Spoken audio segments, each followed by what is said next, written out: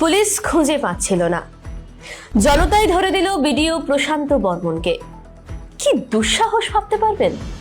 ভারতের সর্বোচ্চ আদালত মানে সুপ্রিম কোর্ট অফ ইন্ডিয়া নির্দেশ দিয়েছে যে খুনের মামলার আসামি রাজগঞ্জের প্রাক্তন বিডিও প্রশান্ত বর্মনকে আদালতে আত্মসমর্পণ করতে হবে, তাও 23 জানুয়ারি 2026-এর মধ্যে। কিসের নির্দেশ? প্রশান্তবাবু বহাল তবিয়তে কলকাতার সল্ট লেকে ঘুরে বেড়াচ্ছিলেন, তাকে পুলিশ খুঁজে পাচ্ছিল না, তা নিয়ে শোরগোল ছিল। ডাবগ্রাম ফুলবাড়ির বিজেপি বিধায়ক শিখা চ্যাটার্জি দুদিন আগেই বলেছিলেন প্রশান্ত বর্মন আগের সরকারের আমলে ধরা পড়েনি বলে এবারও পার পেয়ে যাবে বা পার পাবে তা হতে পারে না। তারপরেও পুলিশ তাকে ধরতে পারেনি। সোমবার রাতে কলকাতার নিউ টাউনের একটি গাড়ি দুর্ঘটনার পরে জনতার হাতে ধরা পড়লেন সেই প্রশান্ত। অভিযোগ যে মদ খেয়ে গাড়ি চালাচ্ছিলেন প্রশান্ত, ধাক্কা দেন এক ব্যক্তিকে, সেই আহত ব্যক্তি গিয়ে পড়েন দূরে দাঁড় করানো স্কুটির ওপরে। সেই স্কুটির আরোহী গাড়িটি আটকে দেন, তারপরে ভিডিও করতে শুরু করেন।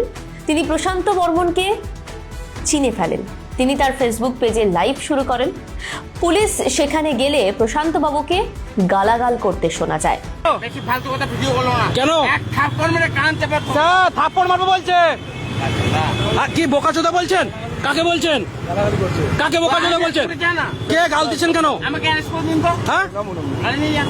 সেই লাইভ দ্রুত ভাইরাল হয়ে যায়। প্রশান্ত বাবুকে দেখা যায় যে নিজেই পুলিশকে ডেকে বলছেন আমাকে নিয়ে চলুন থানায়। তারপরে যে ব্যক্তি লাইভ করছিলেন তাকে হুমকি দিতে দেখা যায়। ওই লাইভ ভিডিওর সত্যতা যাচাই করেনি আমদরিয়া, তবে তা প্রায় অনেক ডিজিটাল মাধ্যমে প্রচারিত হয়েছে। রাতে প্রশান্তকে ড্রিঙ্ক অ্যান্ড ড্রাইভ মামলায় পুলিশ ধরেছে, অথচ পুলিশ চেষ্টা করেও ব্রিজ অ্যানালাইজার টেস্ট করাতে পারেনি।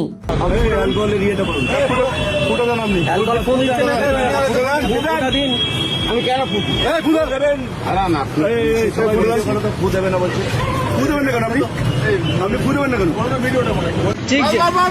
খেলাটা আমি জমিয়ে দিচ্ছি। হ্যাঁ স্যার, ড্রিঙ্কের লেভেলটা টেস্ট করুন না একটু স্যার। হ্যাঁ, ড্রিঙ্কের লেভেলটা টেস্ট করুন, খেলা ঠিক জমে যাবে, শুধু অপেক্ষা করো।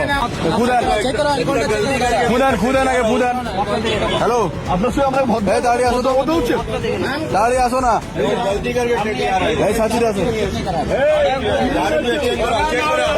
প্রশান্ত বাবু রাজি হননি ফু দিতে। কি অবস্থা বলুন তো? পুলিশের দাবি থানায় নেবার সময় গাড়ির মাঝখানে বসার জন্য জোরাজুরি করেন তিনি, পরে পেছনের সিটে বসানো হয়। থানায় গিয়ে নিজের ফোন ফেরত চান, হুমকি দেন ফোন না দিলে সমস্যা হবে, এমনকি রাজ্যের চিফ সেক্রেটারির সঙ্গে কথা বলবেন বলেও হুমকি দেন পুলিশকে। কাজেই বুঝতেই পারছেন। আচ্ছা, এবার শুনুন মূল মামলাটা ঠিক কি।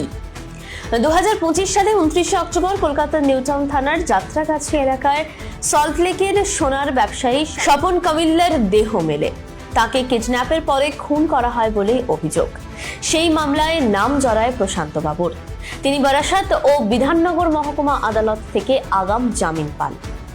কলকাতা হাইকোর্ট আগাম জামিনের নির্দেশ খারিজ করে গত বছরের 22 ডিসেম্বরের মধ্যে তাকে আত্মসমর্পণ করতে বলেছিল।